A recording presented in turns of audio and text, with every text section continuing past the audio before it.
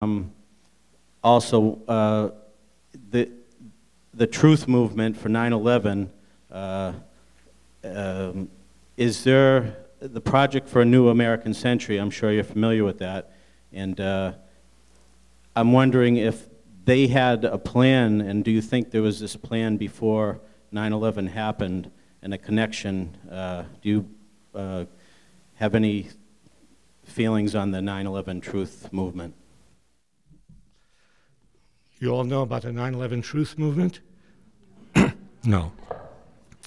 I thought there are people, tell me if I'm misrepresenting, which I do. But people very often repeat the questions that they want to hear, and not the questions that were actually asked.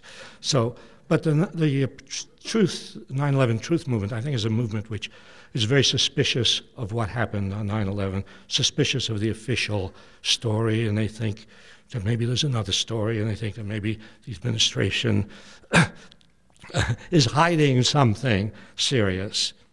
Well, frankly, I don't know. You know, I don't know those secrets. I swear I don't. You see.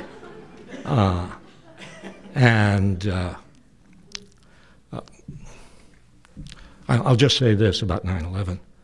The administration has used 9/11, has used it to scare people and to do what it wanted. What it wanted was to move troops into the Middle East where the oil is. It wanted to set up military bases in the Middle East, and it used 9/11 as a wonderful opportunity. It wasn't going to do anything about terrorism.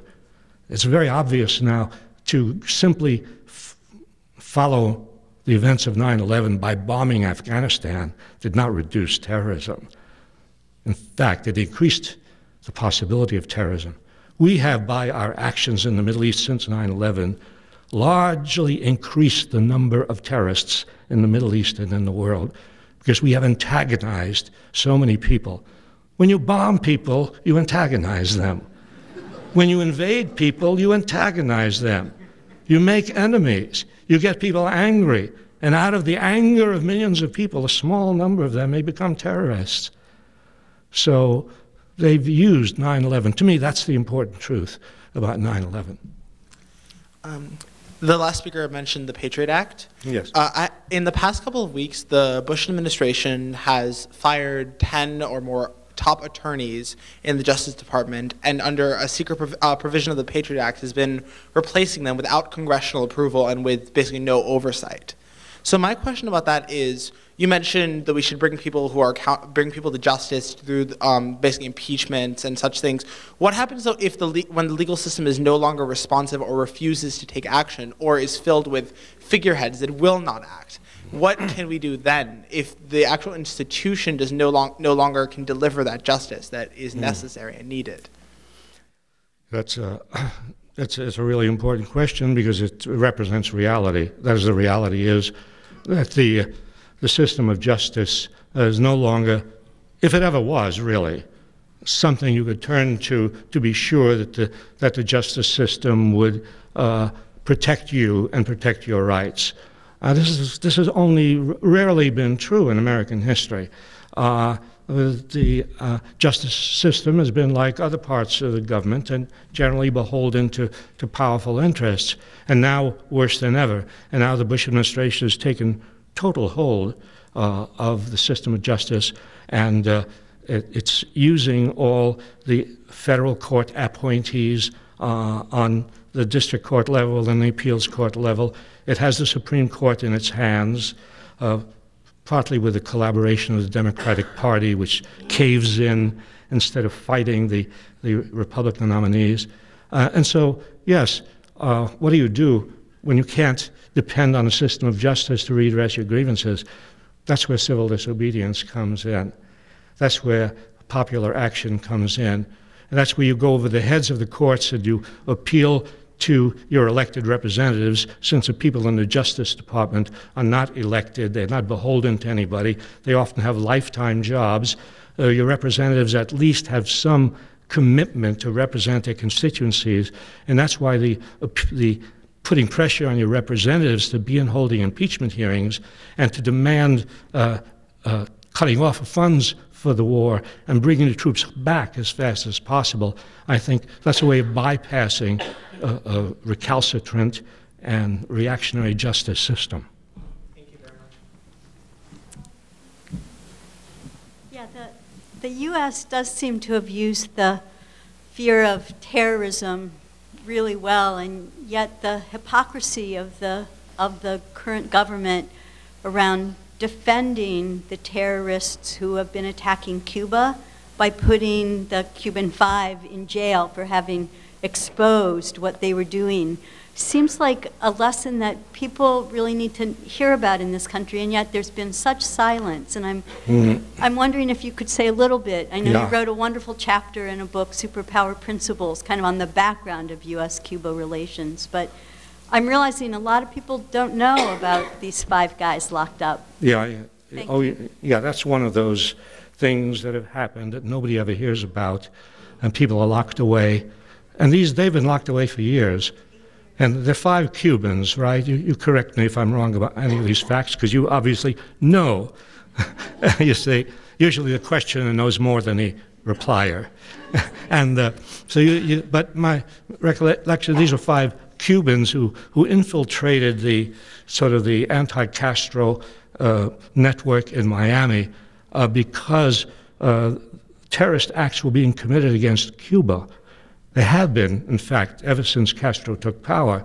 It's not a secret that the United States tried to invade Cuba, that the United States tried to assassinate Castro, that the United States was engaged in secret terrorist activities against Cuba. And so these 5 Cubans tried to find out about that, and they were arrested, charged with terrorism, held, I think, for a long time without right to counsel, without the right to see their families. And they're still in prison, right, after years. And so there are these things that go on, so many of them, that you never hear about. And the press, of course, you cannot really depend on the major media to report on these things. So we depend on people like you to get up before the microphone and to tell people about it. I'll tell you what, I'll leave some postcards in the back table if people want to send just notices to their congresspeople. There's information on them, and then they can sign them and send them off to Congress, because it's just so egregious. But thank you.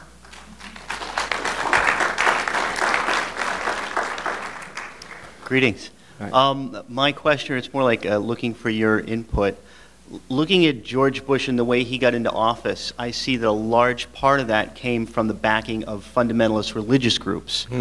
And that their strong desire was to impose their religious beliefs on the legislative process so that they could change the laws of the country so that whatever their religious beliefs are, that would be what the laws of the country were. And I'm just curious as to what your thoughts are on the whole role that fundamentalist religion had to do with putting Bush in power.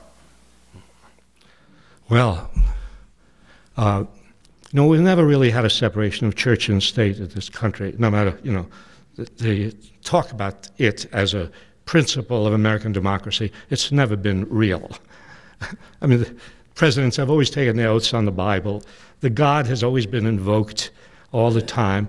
Any president who wanted to invade any country has said God told him to do that, because God studies the map and decides where we will invade. And then Bush goes, it's just that Bush has gone farther than anybody else in tying his administration to, in this case, fundamentalist, radical, fanatic Christianity. There's a different Christianity. There's a Christianity which is not fundamentalist. There's a Christianity which is not extremist and fanatic. There's a Christianity which is humanist. And I mean, look at the Catholic anti-war people. Look at the churchmen who have supported social movements. So, Christianity can be used for good or for ill, and Bush has used it, and the fundamentalist churches have been so closely tied to him as to give him great support. And I think that fortunately they do not command the support of the majority of Christians in this country. You know, now maybe they have 20% or maybe 25%, but there's always been, well, I shouldn't say always, that's an extreme statement. I'm not an extremist. There has been for a long time a fundamental core of immovable right-wing sentiment in this country, which probably accounts for 25 or 30% of the population. And there's probably little you can do to move them. The problem is to move everybody else. And when you move enough other people who are not transfixed by this pseudo-religious idea, you know, that God is on the side of imperial power, you see, then, you know, it's possible for religion to play a positive role.